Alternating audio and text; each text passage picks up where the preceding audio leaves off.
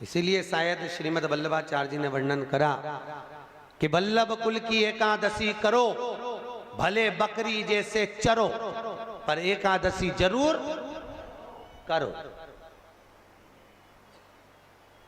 कौन कौन करता है एकादशी? जरा हाथ ऊंचा करो। सब करते हो? धर लो धर लो, बहुत सारे हो, रख लो।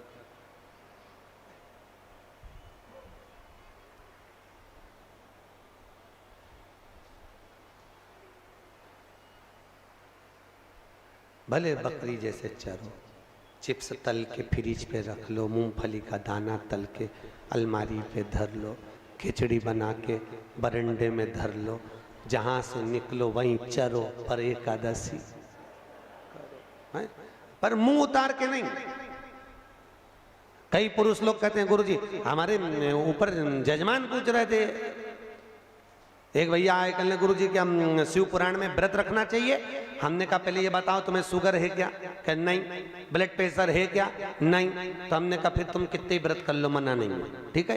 अब मालूम पड़े हम कह दें कि भैया व्रत करो और व्रत करो, और मालूम पड़े शुगर ऊंची नीची हो गई, ब्लड प्रेशर ऊपर नीचे हो गया, तुम तो हॉस्पिटल में पड़े, तो पोथी किसको सुनाएंगे? इसलिए दादा तुम तो खूब चरो, खूब चरो। नारद जी ने पूछा था तुमरुका जी से, तुमरुका जी बताइए शिव महापुराण सुनने का नियम क्या है? तुमरुका जी ने कहा एक फल का सेवन करो, शिव महापुराण पूरी सुनो। इतने में काम ना चले तो एक समय फलहार करो। फलहार जानते हो? फलहार करो पर शिव महापुराण पूरी सुनो। इतने में काम ना चले तो एक समय फलहार करो, दूसरे समय फरियाल करो। अब आया वही फरियाल, फरियाल करो पर शिव महापुराण पूरी सुनो। इतने में काम ना चले तो दोनों समय फरियाल करो और शिव महापुराण, अरे बोलो तो, पूरी सुनो। इतने में काम ना चले तो एक समय फरियाल करो, दूसरे समय भोजन करो, पर शिव महापुराण जरूर सुनो। और इतने में काम ना चले तो दोनों समय भोजन करो, पर शिव महापुराण जरूर सुनो। और हमारी तरफ से छूट है, इतने में काम ना चले तो टिफिन लेके कथा में चलो, और शिव महापुराण जरूर। पुराण नहीं छोड़। खाना न छोड़ा, पीना न छोड़ा, हरि भजन क्यों छोड़ दिया? जाना न छोड़ा, न छोड़ा, फिर सत्संग जाना क्यों छोड़ दिया? क्यों छोड़ा?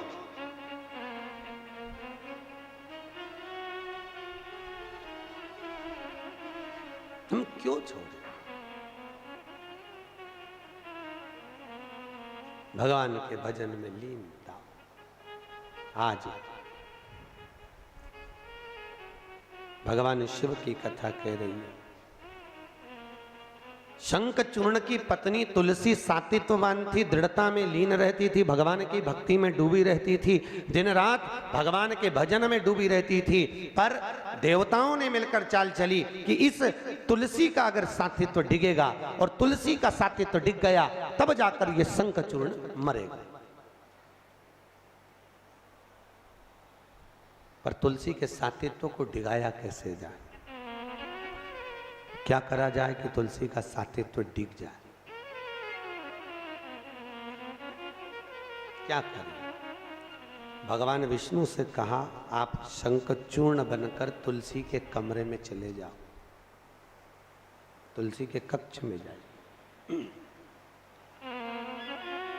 और भगवान विष्णु तुलसी के कक्ष में शंखचूर्ण बनकर चले गए और बाहर भगवान शंकर से देवताओं ने स्तुति कर कर निवेदन करा आप इस शंखचूर्ण को मार दो। भगवान भोलेनाथ ने शंखचूर्ण का संहार कर दिया, तुलसी का सात्वित्व डिगा, शंखचूर्ण मरा।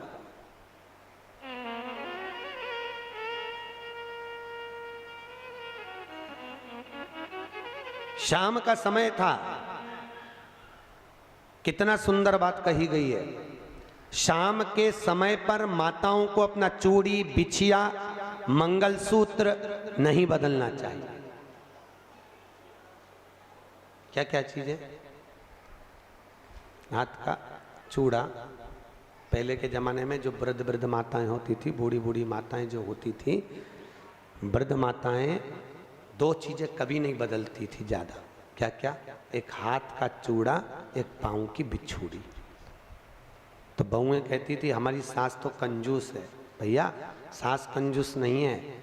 अग्नि पुराण में लिखा हुआ है जितना नारी के हाथ का चूड़ा और पाँव की बिछुड़ी जितनी पुरानी होती है उतना सुहाग अमर होता है, उतना सौभाग्य अमर होता है। पर आज के ज़माने में तो हरी पहनो तो हरी, नीली पहनो तो नीली, पीली पहनो तो पीली, जैसी मर्जी पड़ जाए। अब तो मुहूर्त भी नहीं देखे, पहले तो मुहूर्त देख के चूड़ा बदला जाता था, बिछुड़ी बदलते थे। आज के ज़माने में कोई मुहूर्त नहीं होता। अपनी मर्जी पड़े तो आधी रात के निकाल दे, मर्जी पड़े तो दिन के 12 बजे निकाल दे, मर्जी पड़े तो शाम के 6 बजे निकाल दे। उसका मन, मेरी मर्जी, अपने को कुछ नहीं सोचना। करे तो करे। कितना लाखों रुपए खर्च करा, लाखों रुपए खर्च हुआ, तब जाकर पति ने तुम्हारे गले में, अरे बोलो तो, मंगलसूत्र बांधा। अब आज के जमाने में तो बेचारा पति खड़ा खड़ा देखती रहे जो उतार के यूं धर दे। पति पूछे क्यों उतार दिया? दूसरा नेकलेस पहनूंगी, गड़ रहा। पति बेचारा, पति बोले भी तो बोले क्या है? पति बोलता मेरी उम्र का है, तो क्या मेरे को सब मालूम पड़े रहने दो। कहा होता है। कहती है भगवान शंकर की पावन कथा कह रही है। तुलसी का सातित्व डिगा दिया, और जैसी तुलसी का सातित्व डिगा, शिवजी ने शंखचूर्ण को मारा। शंखचूर्ण मरा और शंखचूर्ण की आवाज अंदर पहुंची। जैसी अंदर पहुंची और तुलसी की आंख में आंसू भर गया। तुलसी जी ने पूछ लिया तुम कौन हो? और इतने में नारायण सामने प्रकट हो गए और भगवान विष्णु ने कहा तुलसी मैं नारायण, आपने मेरा सातित्व डिगाया है नारायण, मैं तुम्हें श्राप देती हूं कि तुम पत्थर के हो जाओ। काय के? पत्थर, तुम पत्थर के हो जाओ। भगवान भोलेनाथ ने कहा तुलसी गलती तो करी है, मान रहा हूं, आप पत्थर के हो जाओ। जैसे ही कहा पत्थर के होने का, तुलसी मैया ने जल का रूप रखते समय शिव जी से कहा भोलेनाथ मैंने तुम्हारी आराधना करी थी और तुमने मेरे पति को मार दिया, आज के बाद मेरा जल आप पर कभी नहीं चढ़ेगा, और हे नारायण तुम मेरे कमरे में रहे इसलिए मेरे जल से तुम प्रकट हो गए। और तुलसी मैया ने गंडकी नदी का रूप ले लिया। बोल गंडकी माता की। गंडकी नदी का रूप लिया। आज भी जिन शालिग्राम जी की आप पूजन करते हो, ये शालिग्राम जी गंडकी नदी से प्रकट होते हैं।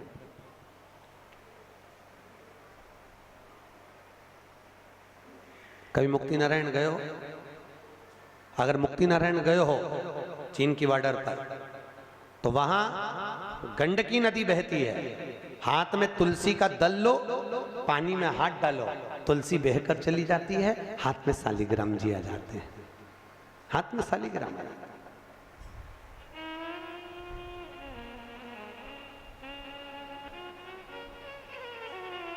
अगर नेपाल जाओ पशुपतिनाथ का दर्शन करने के लिए, तो नेपाल के पंडित आपसे पूछते हैं ये पानी कहां से लाए हो? अगर आपने कह दिया कि गंडकी नदी का पानी है, तो शंकर पर नहीं चढ़ाने देते। आप बोलते हो कि हम भारत से लेकर आए हैं, तो शिव पे चढ़ाने देते। क्यों? क्योंकि गंडकी नदी ने, तुलसी ने शिव को श्राप दिया था मेरा जल तुम पर नहीं चढ़ेगा। गंडकी नदी का जल कभी शंकर जी पर नहीं चढ़ता। आप लेकर जाओ, स्वतः लेकर जाओ। और भगवान भोलेनाथ विराजमान हुए, समय हुआ, और समय की अवधि में शंखचूर्ण मरा, समय की अवधि में अंधकासुर मरा, अंधकासुर के मरने के बाद हिरण्यकशिपु ने तप करा, तप कर कर वर प्राप्त करा, न नीचे मरू न ऊपर मरू, न अंदर न बाहर, न अस्त्र से न शस्त्र से, न दिन में न रात में, न नर से न पशु से। क्यों? हिरण्यकशिपु ने कहा मेरे भाई हिरण्याक्ष का और मेरा जो भतीजा मरा है अंधकासुर, उसका बदला मैं लूंगा। ब्रह्मा जी से वर प्राप्त करा और वर प्राप्त कर कर ब्रह्मा जी ने तथास्तु कह दिया। समय आने पर हिरण्यकशिपु की पत्नी के गर्भ से एक बालक ने जन्म लिया, जिसका नाम क्या हुआ? प्रहलाद। बोल प्रहलाद जी महाराज की। प्रहलाद का जन्म हो गया और प्रहलाद जी महाराज जब पढ़ने के लिए गए तो गर्भ का ज्ञान प्रथम ज्ञान होता है। गर्भवती नारी के लिए शिव महापुराण कहती है कि भगवान का भजन करना चाहिए। तो गर्भ में जो बालक हो तो संस्कारी हो, संस्कार। गर्भ के एक बार हम पंढरपुर कथा करने गए, सोमानी परिवार की कथा थी, तो कौन भवन था? माहेश्वरी भवन में कथा चल रही थी। और महेश्वरी भवन में कथा थी। एक बहन आ गई, गुरुजी हमारे घर पधारना। हमने कहा जी जी आएंगे, हो आएंगे। उस दिन नहीं गए, दूसरे दिन गुरुजी आना आप घर। हमने कहा आएंगे जी जी, कल तू लेने आइयो, पति को भेज दियो, हम आएंगे। पति लेने आया, हम गए घर। उसने सेब कतर के रखा, उसका 12 साल का लड़का सेब उठा के भग गया।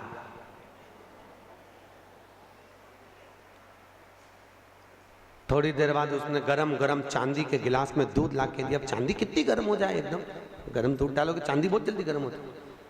उसका वही लड़का वापिस दौड़ के आया, वो 12 साल का, दूध का गिलास लेके गया, दरवाजे पे जाके गटर गटर पी गया, गरम की गरम दूध।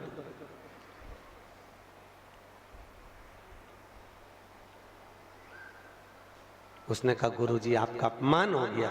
मैंने कहा बेन अपमान जान दे चूल्हा में, तू तो ये बता ये कैसे हुआ?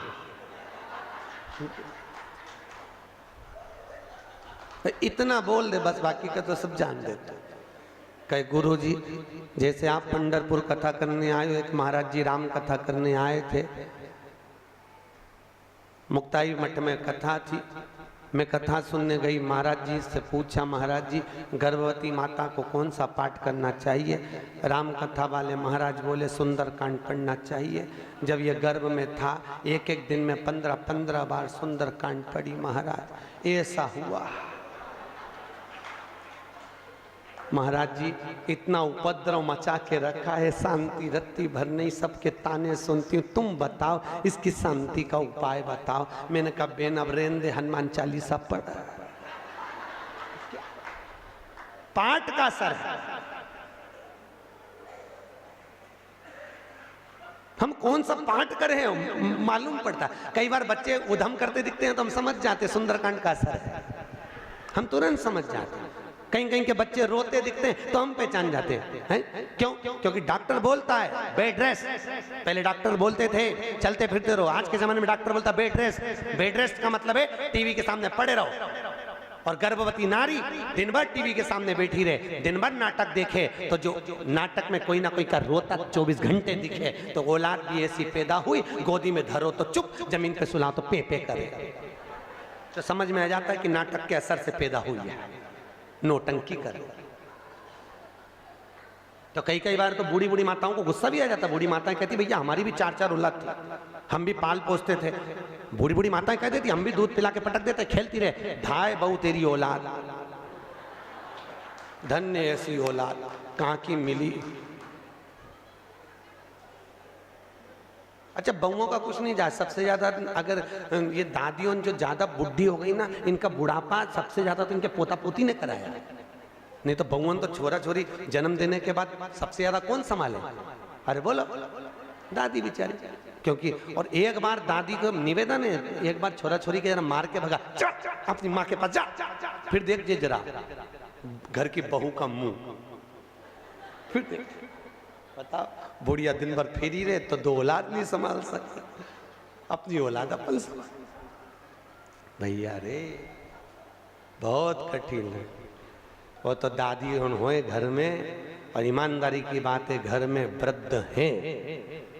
जिस घर में माँ बाप की इज्जत नहीं होती, उस घर में देखना कभी बरकत नहीं होती। जहां माता पिता का आदर है, जहां वृद्ध हैं, जहां बुजुर्ग हैं, वहां संपदा आती है, अपने आप आती है। जहां पर बड़े नहीं रहते, धीरे धीरे संपदा भी मुख मोड़ लेती है। तो जिन जिन के घर में सास है वो रोज खूब कृपा भगवान की समझना कि हमारे घर में सास है।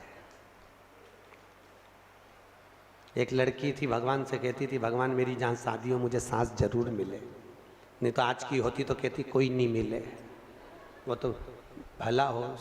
भगवान मेरी सास जरूर मिले। बेचारी की शादी हुई, जहाँ शादी हुई वहाँ सास ही नहीं मिली। खूब रोई घर पे जाके, मम्मी मेरी सास नहीं, मम्मी मेरी सास नहीं। कोई बात नहीं बेटा, चल नहीं बात। अब मन में तो रहे, सास चली गई, सास कहाँ से लाऊं सास। तो एक दिन गई, लोहे की कुर्सी, लोहे की तगाड़ी, फावड़ा, गेती, लोहे की निसेनी, सबको ले जाके लोहार की दुकान पे गलवा के लोहे की सास बनवा ली। उसको कुर्सी पे रख दिया, साड़ी माड़ी पिना के। उससे पूछे बता भिंडी बनाऊं कि आलू बनाऊं? लोहा की सास।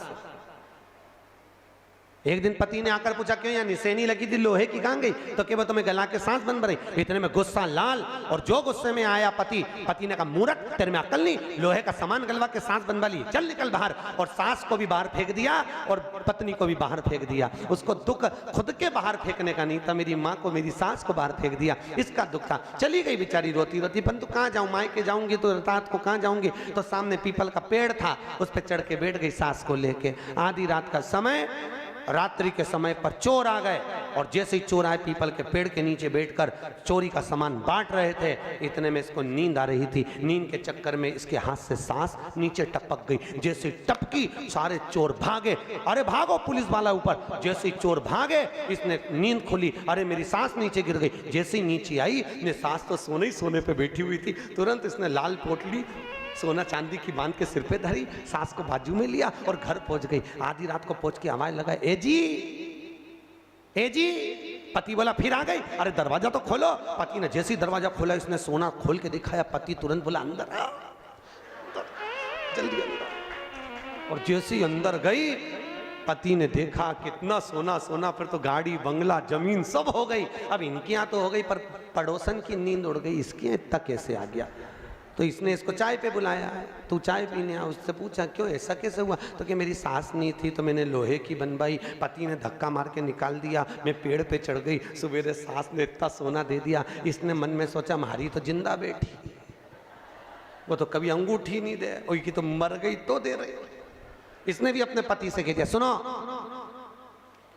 आज मैं घर का सारा लोहे का सामान गलवा के सांस बनवाऊंगी। पति ने कहा अम्मा जिंदा काय को बनवा रही? बस मैंने बोल दिया ना, चुप रहो तुम। सुनो, मैं सांस बनवाऊंगी और तुम मेरे को धक्का मार के बाहर निकाल देना, सांस को भी फेंक देना, मैं पीपल के पेड़ पे चढ़ जाऊंगी, सोना ही सोना मिल जाएगा।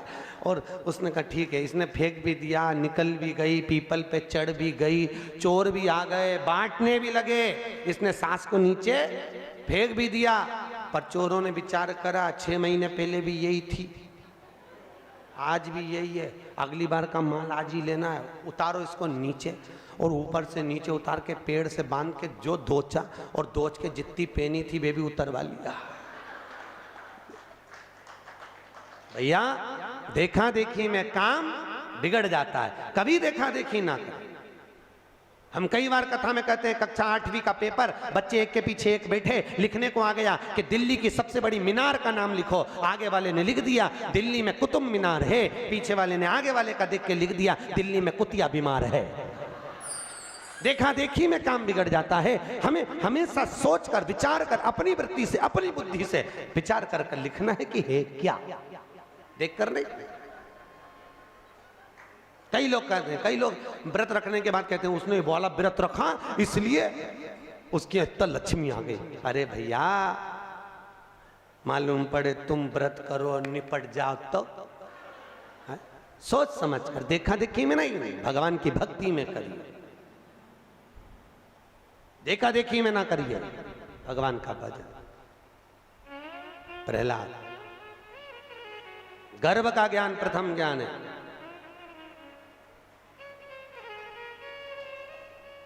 इसलिए गर्भवती नारी को भगवान का भजन करना चाहिए। भजन कर,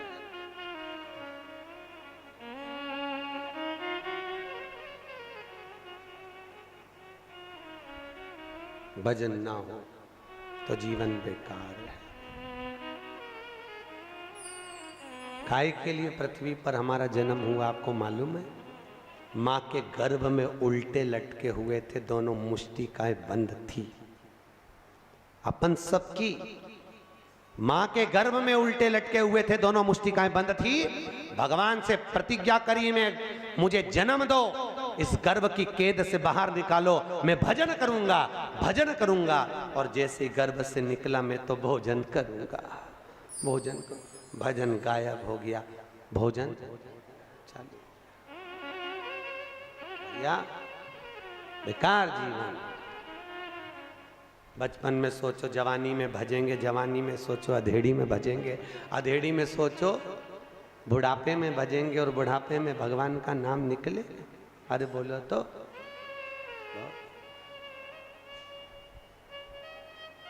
कहा ना राम नाम लीनो,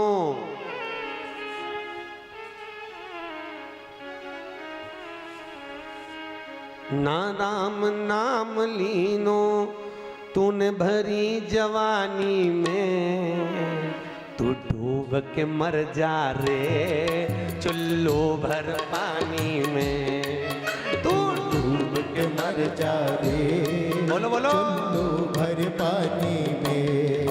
ना राम नाम लीनो, ना राम नाम लीनो, तूने भरी जवानी में, तू डूब के मर जा रे चुल्लू भर पानी में, तू डूब के मर जा रे चुल्लू भर पानी में।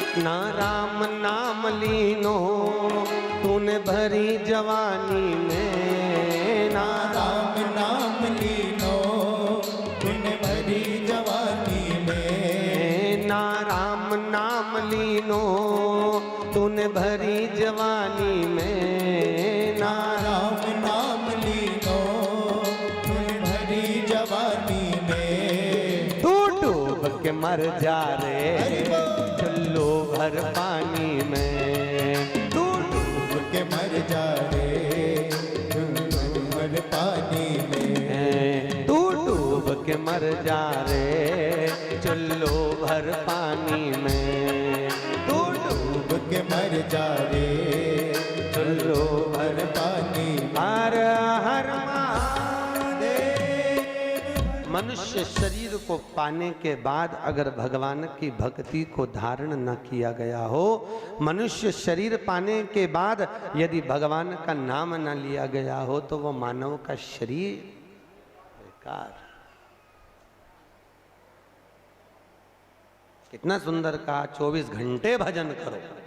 काय के लिए मिला मनुष्य शरीर? कितना प्रार्थना करी भगवान से, कितनी 84 लाख योनियां काट कर आया, हर बार कहता रहा अब मत देना, अब जन्म मत देना। भगवान एक बार मनुष्य बना दो, फिर मैं तेरा भजन करूंगा। कितना मांग तुम के लाया रे। और उसके बाद बेकार कर लिया। काय का जी?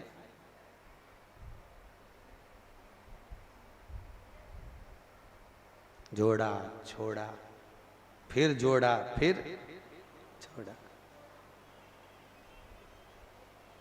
सोचो 100 रुपए बच्चे को देते हो, कितने? जम के बोलो 100। बच्चे से कहा जा बाजार से सर्फ की थैली ले आना, एक बिस्कुट का पैकेट ले आना। जब बच्चा आया हिसाब लिया कि नहीं लिया? अरे बोलो तो लिया ना। तुम जब अपने बेटे से 100 रुपए का हिसाब ले सकते हो, तो जब ऊपर जाओगे तो वो भी तो 100 साल का हिसाब लेगा। कि तूने ये साल कहाँ गमाया? बोल तो लीला भाई, कहाँ गमा किया? पूछेगा वो।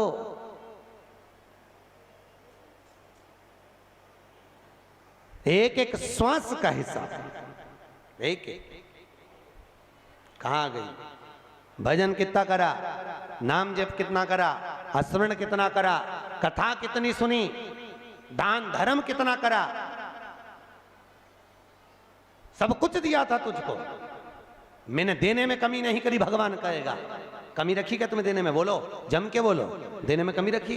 इतने अच्छे गुलबर्गा में तुम्हारा जन्म हो गया, यहाँ आ गए, इतना अच्छा पति, इतना अच्छा परिवार, घर मकान जमीन जायदाद सब दिया, पूरा शरीर अच्छा बनाकर भेजा, भगवान ने पैसा भी दिया, पर उसके बाद भी अगर तुम सत्कर्म ना करो तो भगवान भी कहेगा को पैदा करके मेरे हो।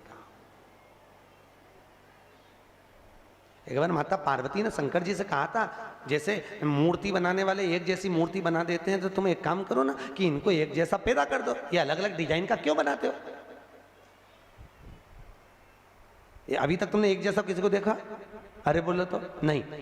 एक माँ के 4 बेटे जन्म लेते हैं तो चारों अलग, 5 बेटी ने जन्म लिया 5 अलग, सबका स्वरूप अलग है। आप अलग अलग क्यों पैदा करते हो? एक जैसा बना दो, जैसे मूर्ति बनाने वाला एक जैसी मूर्ति ढाल दे, ऐसे ढाल दो इनको भी, क्यों अलग अलग बनाते हो?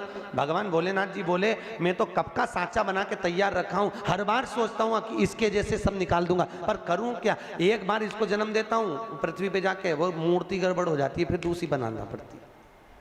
बनाने के चक्कर में करोड़ों हो गए, पर अभी तक उनके जैसा सांचा नहीं बना कि बनाऊं किसके जैसी, ढूंढ रहा हूं, जीवन जा रहा।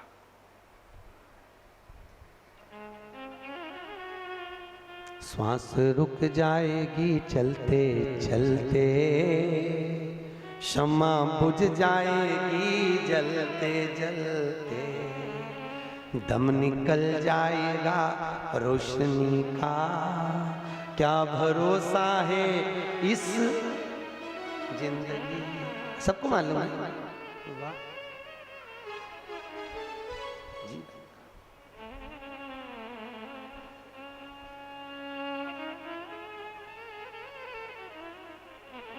बहुत अच्छा काम करा है बनवारी लाल जी आपने, और आपके पुत्र को भी धन्यवाद दूंगा, परिवार को भी, जिन्होंने धन का सत्कर्म में लगाया। लोग लाखों रुपए अपने जन्मदिन की पार्टी में, शादी की सालगिरह में लाखों लाखों रुपए खर्च कर देते हैं, पर सत्कर्म में नहीं लगा पाते हैं। 25वीं शादी की सालगिरह में लाखों रुपए लगा दिए एक दिन के, 50वीं शादी की सालगिरह में लाखों रुपए खर्च कर दिए। हम कहते हैं करो, पर वो शादी की सालगिरह में भगवान शिव की कोई कथा करवा लेते तो भगवान भोलानाथ भी तुम्हारी शादी की सालगिरह की हाजिरी भर देता। बाबा भोलेनाथ भी हाजिरी भरने आ जाता। खर्च तो कर रहे हो, उतना ही कर रहे हो, थोड़ा लगेगा, पर सत्कर्म भी साथ में करो। और हमारा तो निवेदन है, अगर भगवान धन दे, संपदा दे, और आपको अगर भोलेनाथ से विनती करना, बाबा शंभू से विनती कर जाना, क्योंकि ओगड़ी दानी है वो, ओगड़ दानी बिना सोचे समझे देता है, खूब दे देता है वो, तो उसकी कथा में आने वालों को पूर देता है, उससे विनती कर जाना।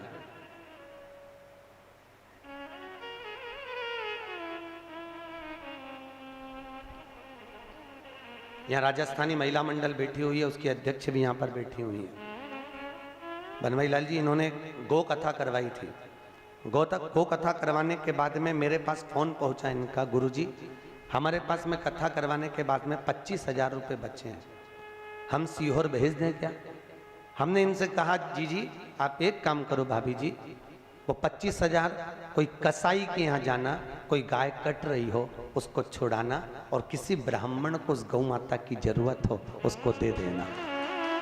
यहाँ पर बैठी है राजस्थानी महिला मंडल की सदस्य, वो 25,000 की गाय को खरीद कर कसाई के दरवाजे से छुड़ाकर एक ब्राह्मण को दान दी। इसलिए मैं राजस्थानी महिला मंडल के लिए जोरदार ताली बजाओ, इसी गुलबर्गा की इनके 4 बार फोन पहुंचे थे सीओर, गुरुजी 25,000 रुपए कथा में से बचे हैं, हम कथा का बचा हुआ पैसा रखना नहीं चाहते, आपके पास भेज दें सीओर। हमने कहा मत भेजो सीओर, आपके यहाँ जरूरत है, आप वहां लगाओ, कसाई के यहाँ से छुड़ाओ गौ माता को और उसको सत्कर्म किया।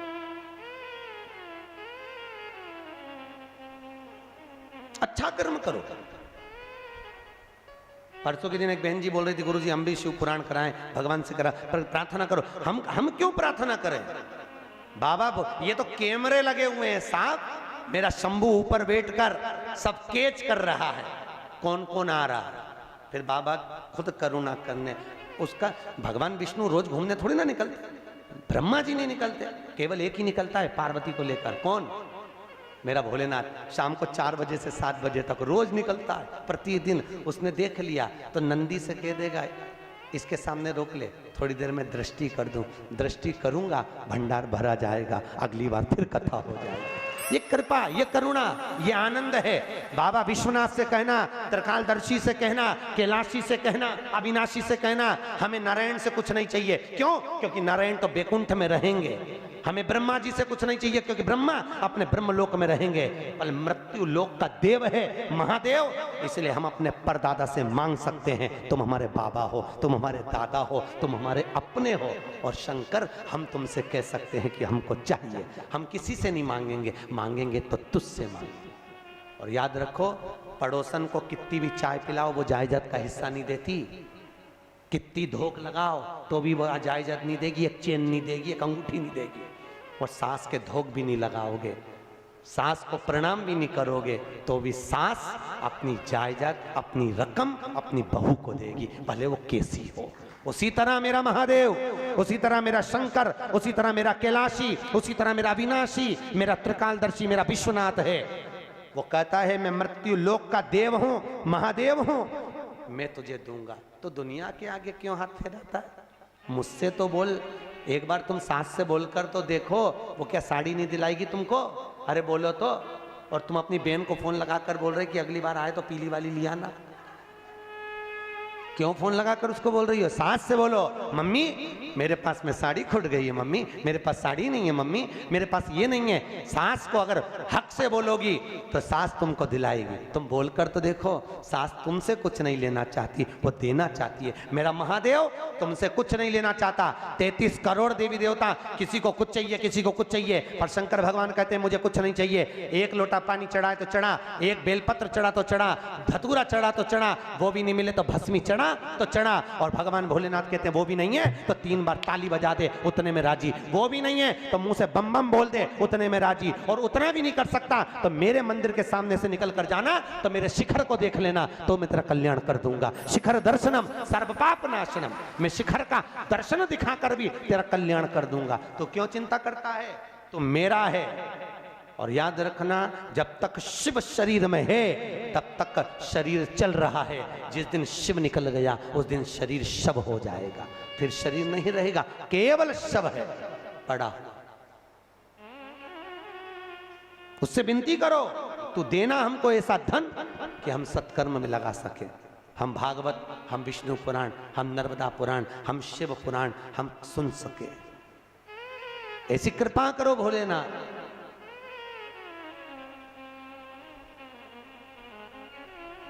सदुपयोग।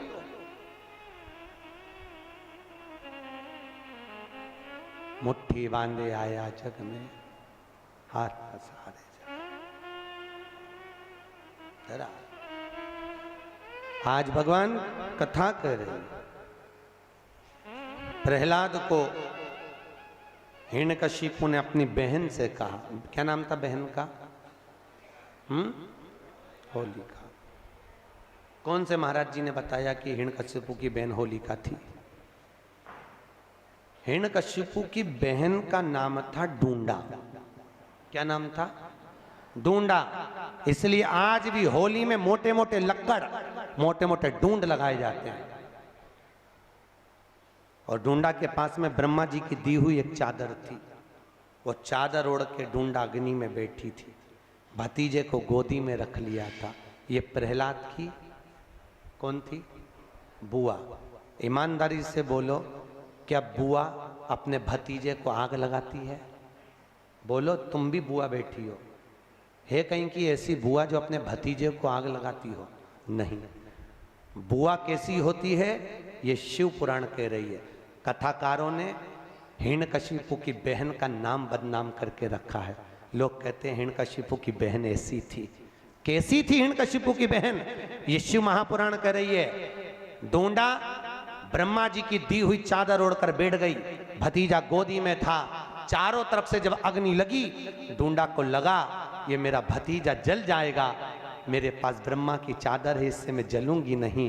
तो डूंडा ने अपनी चादर को उतार कर अपने भतीजे पर डाल दिया, खुद जल गई, अपने भतीजे को बचा लिया। ऐसी होती है बुआ जो देती है दुआ।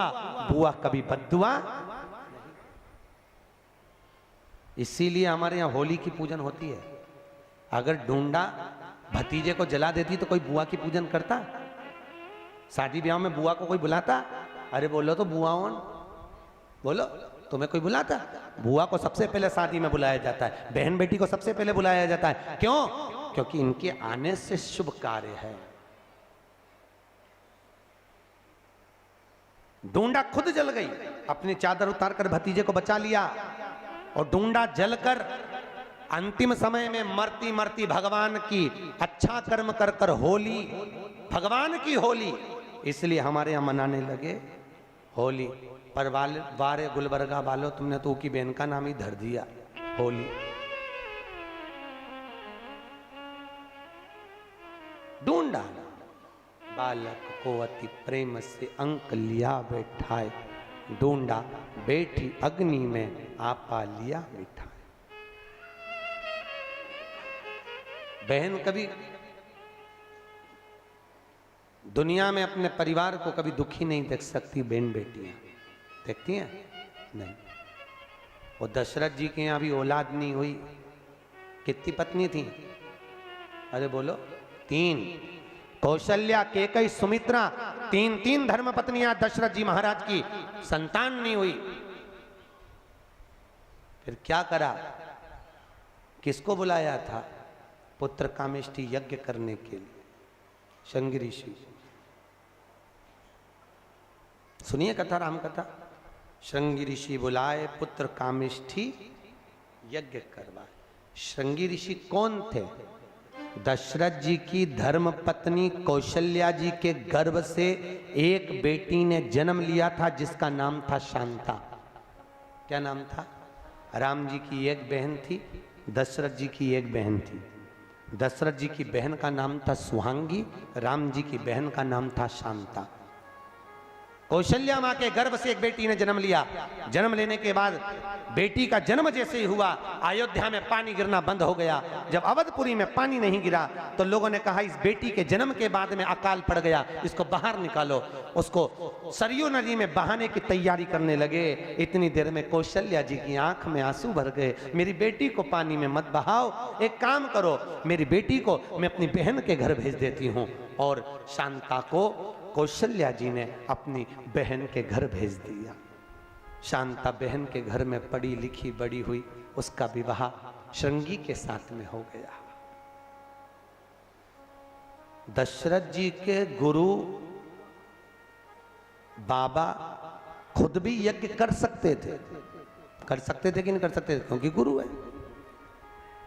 दशरथ जी के गुरु स्वयं यज्ञ कर सकते थे, पुत्र कामेष्टि यज्ञ।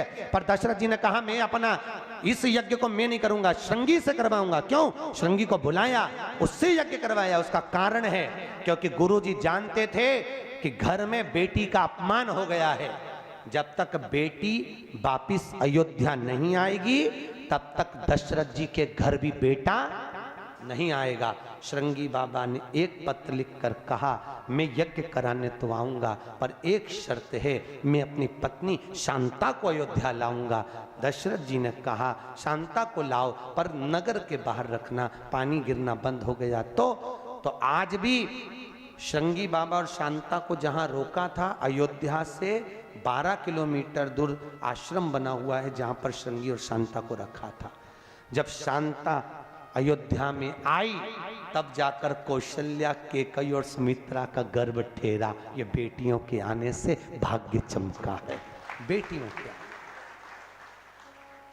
बहन बेटी नहीं आए तो घर में सुख नहीं आता। साड़ी के चक्कर में थोड़ी ना आती है। साड़ी तो इनका पति खूब अच्छी अच्छी दिलाता है, 4-4, 5-5 हजार की, पर भाई के यहाँ से 500 की भी मिलती है ना तो खूब तारीफ करती है वहां जाते सी, मेरे भैया ने दी है, ऐसी जोरदार है। अभी गया था ना, जब लेके आया है, होगी कम से कम 1.5 हजार की। अच्छा, पड़ोसन को मालूम है 300 की है।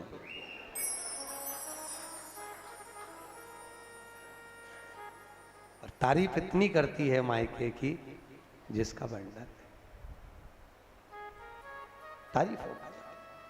मेरा भाई, मेरा भतीजा, मेरी भाभी, मेरी भाभी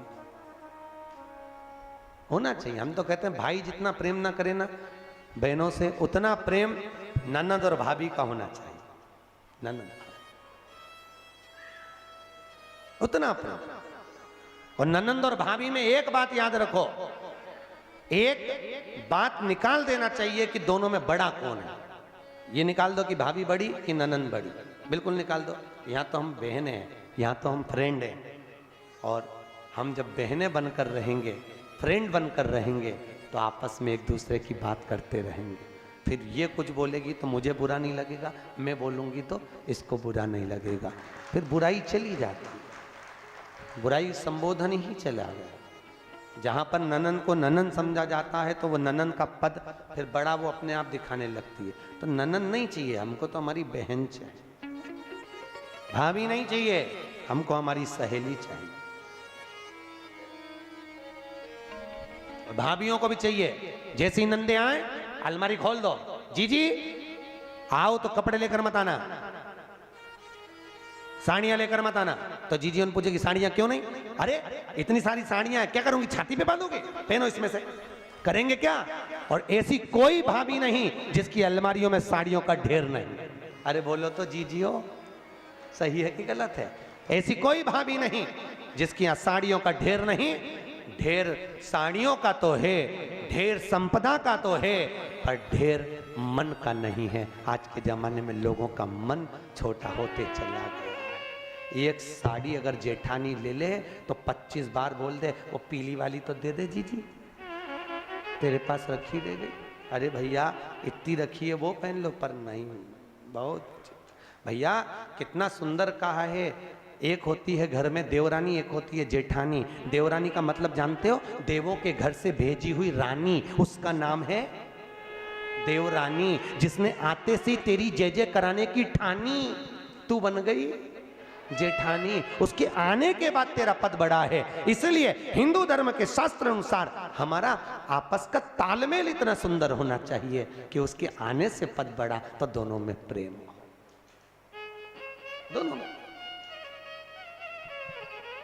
पर आज के जमाने में, पहले के जमाने में देवरानी और जेठानी में बहुत प्रेम होता था, बहुत। एक दूसरे के लिए जान निकाल दे, एक चूल्हे पर रोटी बनाए, एक बेलती जाए तो एक काम कर ले।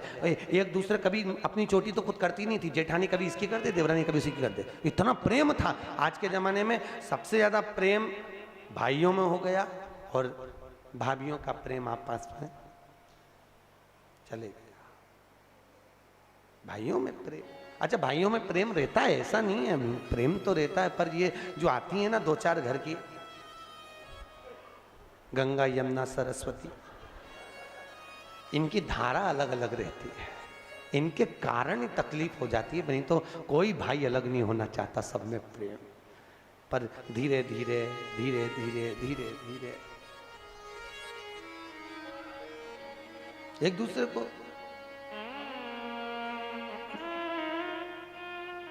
खैर गुलबर्गा में तो ऐसा कोई नहीं है रे, सब अच्छे हैं। भेरू सिंह, कोई गड़बड़,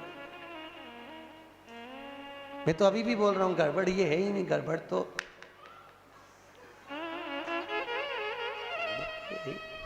सब अच्छे, अच्छा देखोगे तो अच्छा दिखेगा, बुरा देखोगे तो बुरा। सर्वे भवन्तु सुखिनः, सुख दे। अब प्रहलाद पढ़ने गए, आए, पिताजी ने पूछा कहाँ है तेरा भगवान? सर्वस्व खंबे में, हे शाम का समय था, गदा का प्रहार करा, खंबा टूटा, नरसिंह भगवान प्रकट हो गए। बोल नरसिंह भगवान की। नरसिंह भगवान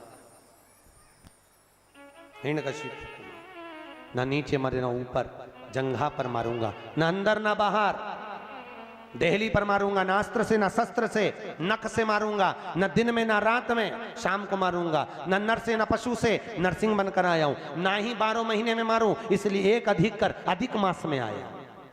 कौन सा महीना? अधिक। बीच में से फाड़ दिया, आंतों को निकाल लिया। शिव महापुराण में ये नरसिंह भगवान की कथा क्यों लिखी? यहां तक कथा तो भागवत में भी है, पर इस कथा को क्यों रचा वेद व्यास जी ने? अब कथा का विस्तार वेद व्यास जी ने कर दिया शिव महापुराण में। वर्णन करा बाबा भोलेनाथ की कथा का, और वर्णन कर कर कहा नरसिंह भगवान ने जब हिरण्यकशिपु को मारा, प्रहलाद को जिह्वा से चाटा, क्रोध आ गया, और बाबा को इतना क्रोध आया, नरसिंह भगवान को इतना क्रोध आया, जहां जाते वहीं तोड़ फोड़ कर देते। एक बार बैकुंठ में गए तो बैकुंठ का सिंहासन तोड़ दिया, बड़ी कष्ट लगा।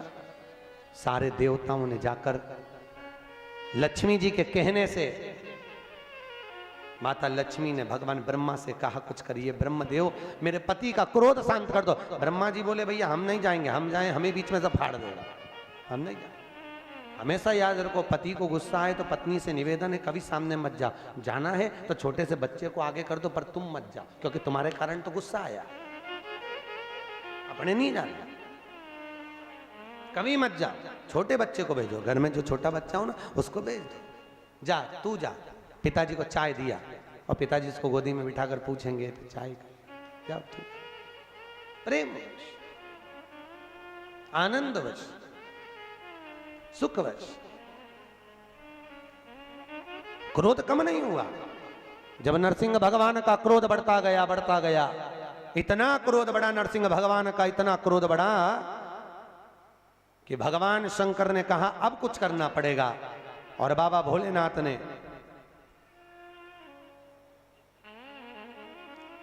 भगवान ब्रह्मा को बुलाकर कहा मैं एक पक्षी का रूप रखता हूं।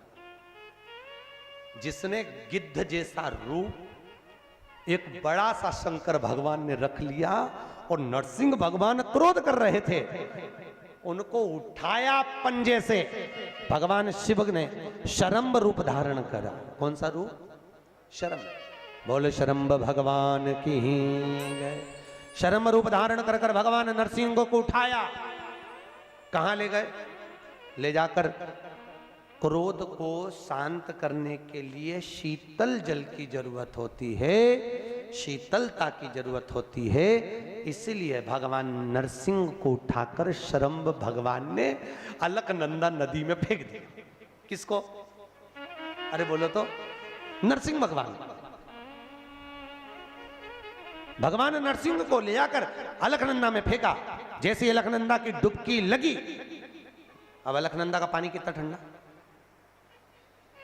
एक डुबकी तुम लगा लो तो तुम ही ठंडे हो जाओ।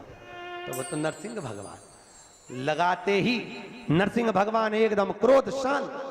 जैसे क्रोध शांत हुआ, नरसिंह भगवान वहीं रह गए, वहीं रह गए। लक्ष्मी जी ने पूछा भोलेनाथ मेरे पति को कहां पर छोड़कर आ गए?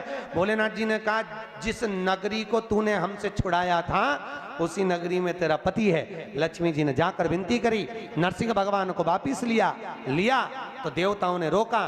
प्रभु अलकनंदा नदी ने कहा आपके रहने से मेरी शान है, आप रहिए। भगवान नरसिंह शिला के रूप में वहां पर विराजमान हो गए। आप में से अगर कोई बद्रीनाथ गया होगा तो बद्रीनाथ का पुल जब हम पार करते हैं, अलकनंदा नदी के बीच में राइट में एक नरसिंह शिला है। वो नरसिंह शिला नरसिंह जी के नाम से बनी हुई है, आज भी विराजमान। किस किस ने करें दर्शन? करें दर्शन नरसिंह शिला के, बहुत बढ़िया। आज भी बद्रिकाश्रम में अलकनंदा नदी के बीच में नरसिंह शिला विराजमान। नरसिंह शिला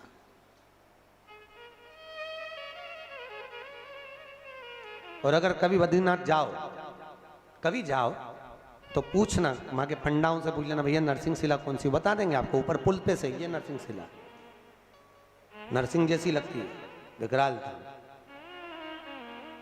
सिंह की आकृति, मनुष्य सा धर, वो नरसिंह शरम्भ भगवान का रूप धारण हुआ। बोल शरम्भ भगवान की हर हर महादेव। बाबा शरम्भ रूप भगवान शिव ने धारण करा, समय बीता, आनंद सुख समाहित हुआ। ये शिव की ही करुणा है कि शंकर की करुणा से बद्रिकाश्रम में नारायण बैठे हुए हैं। ये शिव की करुणा है जो आप सत्संग में बैठे हुए। भाई जिसको मनुष्य चुनता है वो संसद में बैठता है। कहां बैठता है? संसद। जिसको मनुष्य चुनता है वो संसद में बैठता है, और जिसको मेरा महादेव चुनता है वो सत्संग में बैठता है। क्योंकि शिव की करुणा है इसलिए तुम सत्संग में बैठे हो। बिना करुणा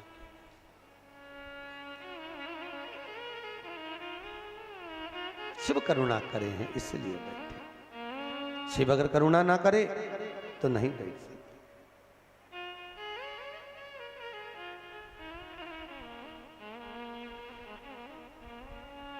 इसलिए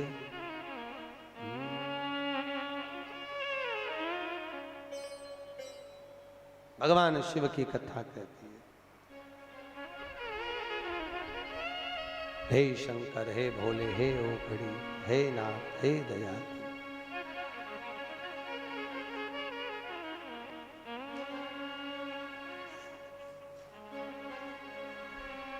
कि मेरे इस पगले दिल को आधार चाहिए,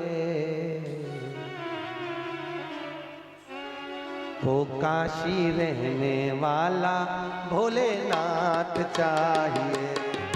वो काशी रहने वाला भोलेनाथ चाहिए। बड़े भाव से दोनों हाथ मेरे इस पगले दिल को, मेरे इस पगले दिल को आधार चाहिए, वो काशी रहने वाला भोलेनाथ चाहिए। वो काशी रहने वाला भोलेनाथ। भाव से गाइए, भाव से दोनों हाथों से।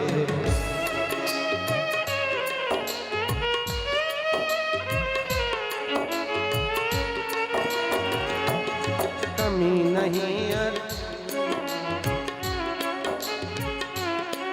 समझाना बड़ा आखिर तो दर्द है, समझाना बड़ा मुश्किल है, आखिर तो दर्द दिल है।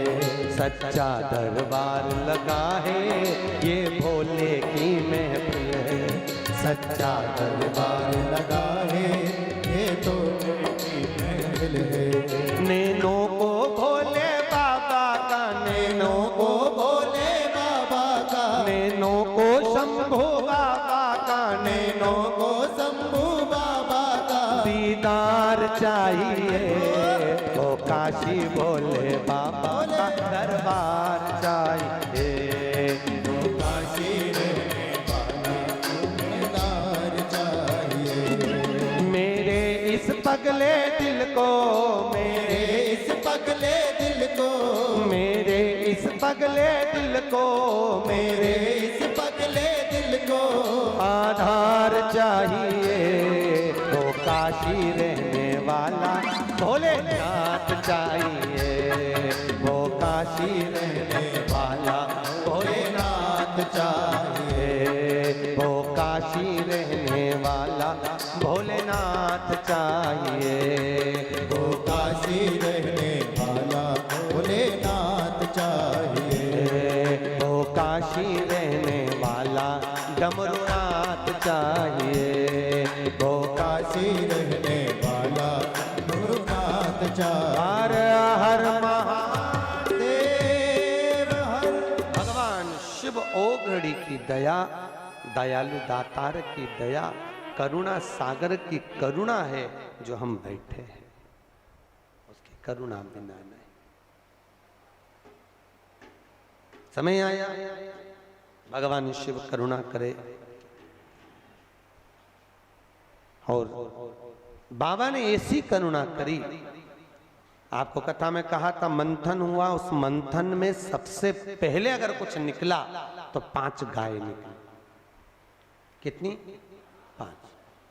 5 गाय निकली। और पहली गाय नंदा, दूसरी सुभद्रा, तीसरी सुरभि, चौथी सुशीला, 5वीं बहुला। ये 5 गाय निकली थी। और उन 5 गौ माता के निकलने पर गाय को प्रकट क्यों किया? क्योंकि शंकर भगवान विष पिएंगे, कंठ जलेगा। कंठ की जलन को अगर कोई रोक सकता है तो गौ माता का दूध रोक सकता है। गौ माता का दूध कंठ की जलन को। जब गौ माता प्रकट हुई तभी उसी समय पर अष्टलक्ष्मियों का प्रागट्य हुआ।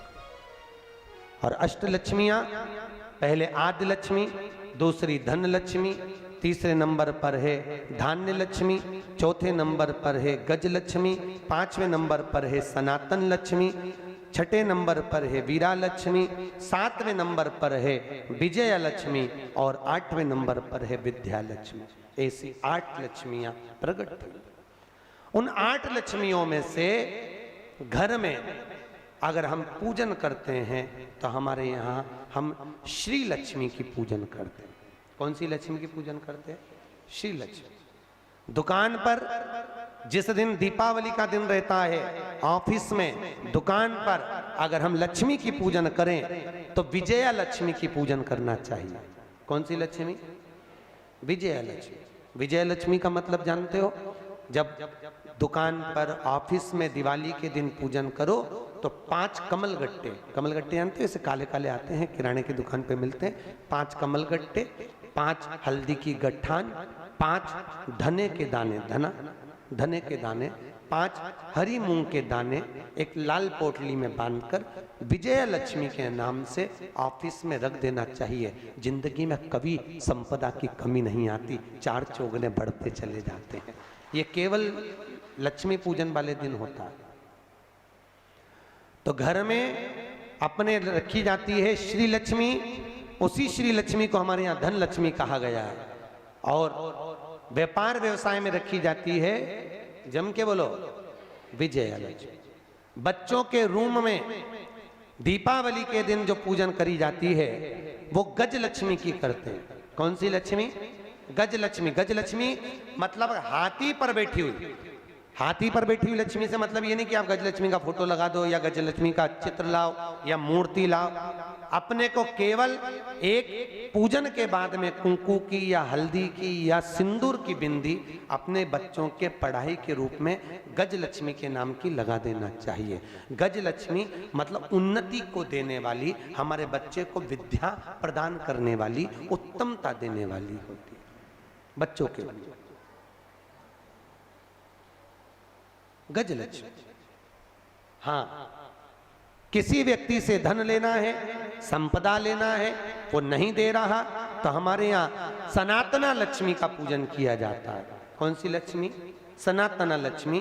दीपावली के दिन लाल वस्त्र में या पीले वस्त्र में अपने घर के कोई भी 5 सिक्के मतलब एक एक के क्वाइन हो, 2-2 के क्वाइन हो, सिक्के मतलब क्वाइन, लेकर उसको हल्दी में लपेटकर जिस व्यक्ति से पैसा लेना है उसका नाम लेकर धागे से बांधकर कपड़े में उसको मात्र 22 दिन तक रख दो। सनातना लक्ष्मी अपनी लक्ष्मी को वापस खींच के ले आती है। घर की लक्ष्मी अपनी लक्ष्मी को खींच कर लाती है, उसको सनातना लक्ष्मी कहते हैं। ये दीपावली के दिन पूजी गए हुए लक्ष्मी, धन को खींचने। और चुंबक देखिए, अरे बोलो तो, बच्चे लोग गंगा जी में ऐसे उसको बांध के, हमारे यहाँ यमुना गंगा में बच्चे धागे में बांध के लटकाते हैं। क्यों लटकाते हैं? उसमें क्या चिपकता है? पैसे चिपक जाते हैं। जो चुंबक तत्व से जुड़ा हुआ है वो चिपक के आ जाता है।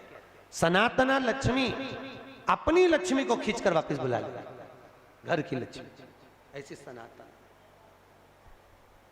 अष्टलक्ष्मी। सनातना लक्ष्मी आनंद सुख देने वाली है। उसी तरह जब व्यक्ति के जीवन में बहुत ज़्यादा कोई रोग उत्पन्न हो गया हो, बहुत बड़ी बीमारी हो गई हो, डॉक्टर बोल रहे हो कि इसका बचना मुश्किल है, ये अब बहुत ज़्यादा तकलीफ में है और आप चाहते हो कि इसको रहना चाहिए, समय इसका निकलना चाहिए, तो वीरा लक्ष्मी की पूजन की जाती है। कौन सी लक्ष्मी? वीरा लक्ष्मी। वीरा लक्ष्मी कैसे पूजते हैं? कहते हैं नीम की 5 पत्ती, कितनी पत्ती? नीम की 5 पत्ती, एक कमलगट्टा पानी के कलश में डालकर रात भर बीमार व्यक्ति के पास में रख दीजिए। वीरा लक्ष्मी के नाम से 7 बार उतार कर नीम के पेड़ के नीचे उसे डाल दीजिए। उस व्यक्ति को कष्ट नहीं होता और वो धीरे धीरे स्वस्थ होना चालू हो जाता है। अगर कोई बड़ी बीमारी है तो भी, कैंसर जैसी बीमारी में भी इसको प्रयोग कर सकते। वीरा लक्ष्मी, वीरा लक्ष्मी, वीरा लक्ष्मी का नाम। बोल लक्ष्मी महारानी की। महालक्ष्मी आदि कादिक लक्ष्मियों का क्रम यहां वर्णित किया गया है। लक्ष्मी समय आया